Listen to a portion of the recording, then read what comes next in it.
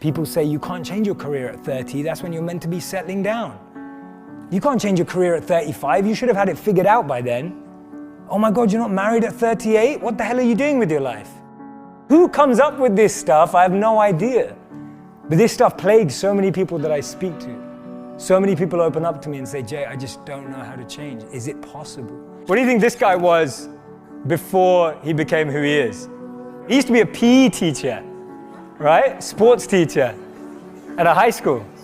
How about her? She was a telemarketer for 2 weeks. How about her? She applied to be a funeral director. It's incredible. What happens in society is that we're clouded by the noise of family expectations, the noise of our parents, the noise of our brothers and sisters' expectations. I grew up in a family where you could either be a doctor, a lawyer, or a failure, right? Those were my 3 options. Anything else would just count me as a failure. I would have failed. So basically I failed, right? I'm standing up here in front of you all as a failure.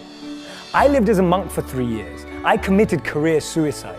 I turned down 2 amazing corporate job offers when I graduated from business school. I shaved my hair, I wore robes, and lived out of a gym locker for 3 years. And I did that because I thought I was going to do something meaningful, help impact the world. And it was one of the best experiences of my life. But more than becoming a monk, what that trained me to do was drop out with the rules. People told me, if you come back in 3 years, you'll never get a job. They told me, if you become a monk, people are going to think you weird forever. No girl's ever going to talk to you. People told me, they were like, well, when you come back to real life, like, will you even be able to talk English? And people were just really weirded out. I'm just like, okay, I think monks speak English. And there was so much different noise that I was hearing when I made that decision. And the funny thing is, from having not been a monk for 4 years now, I'm in one of the most incredible periods of my life that I could ever have asked for. And so much of that is based on the fact that I decided to do something different.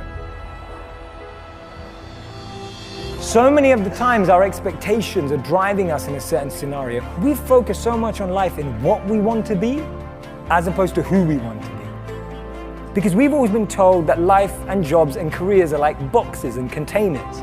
There's only a finite number of options. There is no formula, there is no pattern. If you know what you're passionate about, if you know what you're good at and you invest in that. People say follow your passions, I say forget that, invest in your passions.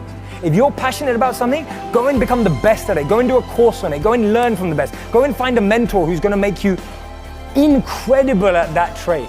Not only will you be criticized and grow, you'll be able to find new things about yourself that you never knew. Don't trade who you are for who you think the world needs, because the world needs you to be you, and I mean that.